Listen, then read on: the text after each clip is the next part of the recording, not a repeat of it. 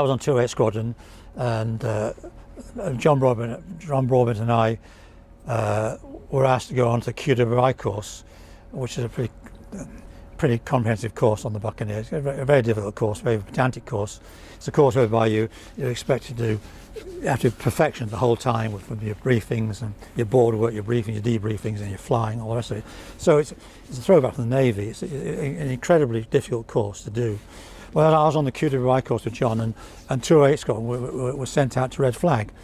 And because they were going out to Red Flag, the QWI course was attached to 208 Squadron to go out to Red Flag.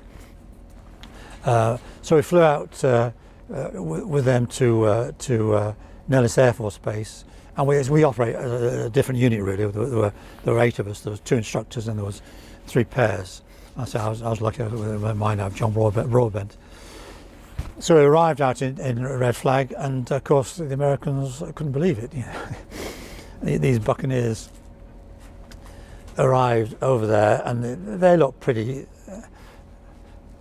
archaic compared with, you know, the F-15s, the F-16s, even the F-5s. You know, the Americans were like so. And of course they quickly got aware of the fact it was called the banana bomber. So they loved calling it the banana bomber. Do you know why it's called the banana bomber? Is it because it looks kind of like a No, that's where people get it wrong. Oh, is that It's actually, when it designed, it was called the Blackburn Naval Aircraft, the BNA. Then it became the Blackburn Advanced Naval Aircraft, the BNA. So then the BNA bomber, Barna bomber, banana bomber. That's how it came about. So nothing to do with a bloody banana. So anyway, that's the way it is. So a Red Flag, and you know, a very intense. I think 2 or 3 weeks he was there.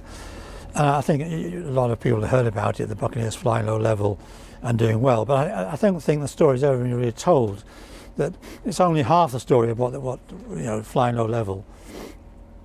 And the other half of the story is the navigators. The navigators were superb. You know, they made Red Flag, and I'll just go through and explain to you sort of a typical mission, if you like. I'll go through that.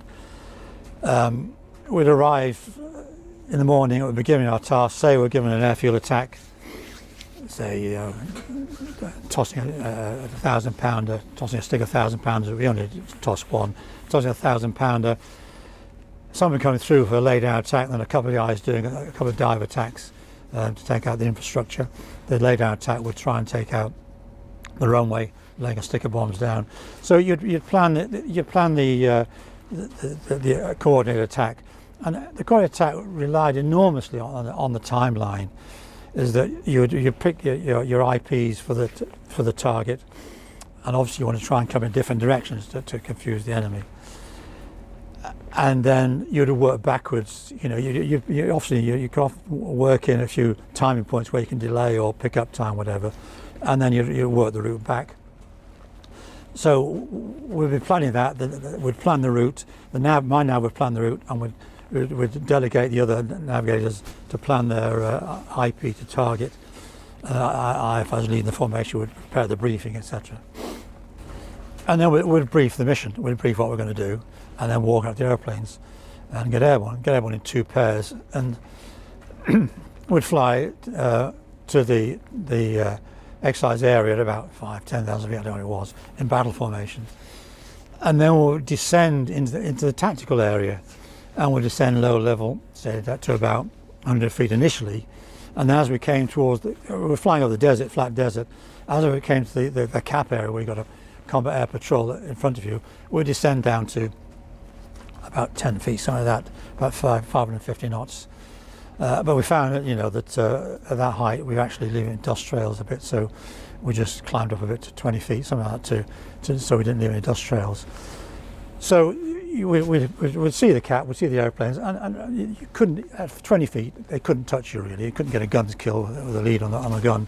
And a missile, even as far as it would probably hit the ground before it hit you anyway. So they couldn't get a kill at any time, the fighters on the Buccaneers.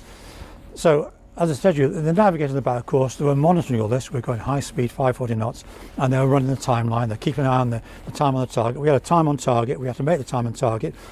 And when we got the target, we had to have spacing on the target. You had 30 second spacing, say, toss the weapon, then you'd have somebody coming through and you'd lay down 30 seconds later. So the time was crucial, really, for the attacks.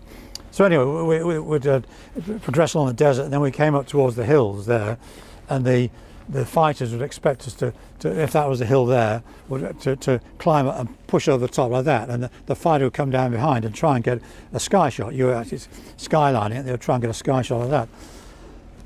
But the Buccaneer didn't do that. The Buccaneer would come up to a hill, as that it was a hill. Instead of skying like that, the Buccaneer would just come up the hill and go over the top, about 50 feet over the hill, and pull down the valley there. So pulling about 4 or 5 G over the top, down into the valley.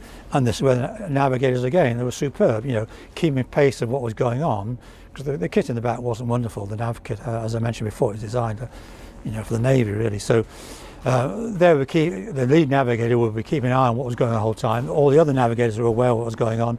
If you got severely delayed or whatever, you could always retime it by saying time so and so, and everybody else would take the time from that.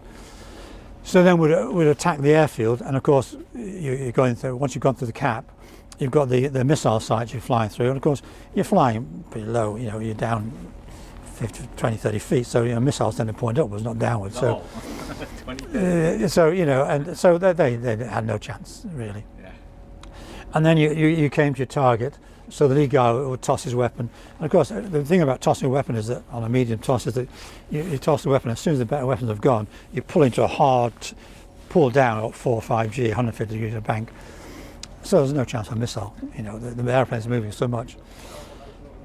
And then there's a lay-down attack where you would drop a stick of bombs. Say the idea of a lay-down attack was that you drop, say, 4 bombs with a spacing. You never flew down the runway to take out a runway. You always flew about 30 degrees to it, so you can guarantee you maybe got 1 bomb on the runway. If you flew down the runway, all the bombs would go to the right or left of the runway, you see. So that's the idea of a stick of bombs.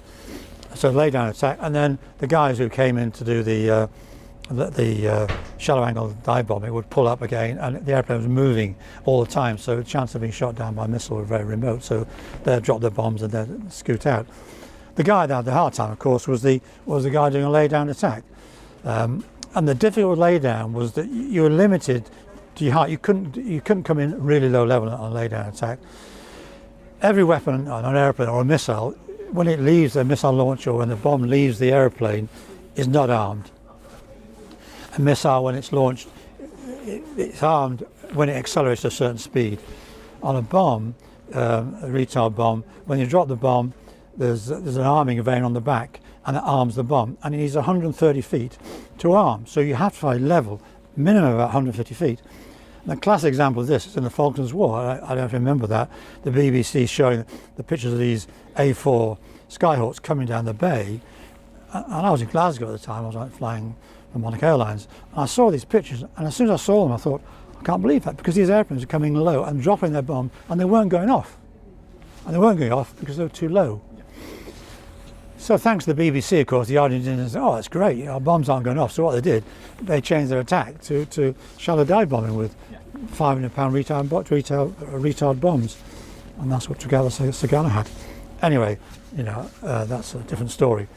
So anyway, so yes, so 150 feet is the minimum you can drop a 1,000-pound bomb from, and from there you'd reform, and then you would go around area 51, which is the most secret place in America, avoiding Area 51, and we would come round and we would do a running break and land. We'd then go in and debrief ourselves. Just the 8 of us would debrief ourselves. And then we would later would go into the mass debrief, and that's everybody from that morning. Those missions were there, all the Americans were there, and you'd go in there, and all these guys sitting in their smart tailored flying suits, you know, and their Ray-Bans and their bloody baseball hats, all the rest of it. And you'd go in there in your RAF flying suit with great salt stains down the side, and you'd stand up there and you'd say, "This is the mission we did," and you'd say, "We flew low level and under the cap, and we went down over the hills, and we attacked the target on time, and we dropped our weapons, and we recovered back to Nellis Air Force Base." And then they'd say to me, "Okay," they asked the aggressor squadrons, "Anybody got a missile or a guns kill?" No. And then they asked the missile sites, "Anybody got a missile kill?" No. And it was great. In the Americans, of course, they'd have gone whoop whoop whoop whoop, because being Air Force, we said thank you very much, and just walked away. So it was great. I mean, they were quite impressed with the Buccaneer, but the point I'm making is that it wasn't just about pilots flying low level. The navigators had a massive input into red flag, and I don't think they often get the press they deserve. It was a crew aeroplane, and these guys have been flying together a lot. The crews, the constituted crews. And to maintain a timeline and to be able to hit a target on time was an enormous skill, and that was down to the navigators. So you couldn't have done the job without the navigator? No. And I say it wasn't a design for the Buccaneer, for the overland role, the integrated weapon system. So they did a superb job. So that was it. That was red flag, and we all enjoyed it. We had a bit of time down in Las Vegas, obviously, and we had a few parties, and it was just a superb time. It was an opportunity to fly extremely low level and get some good results.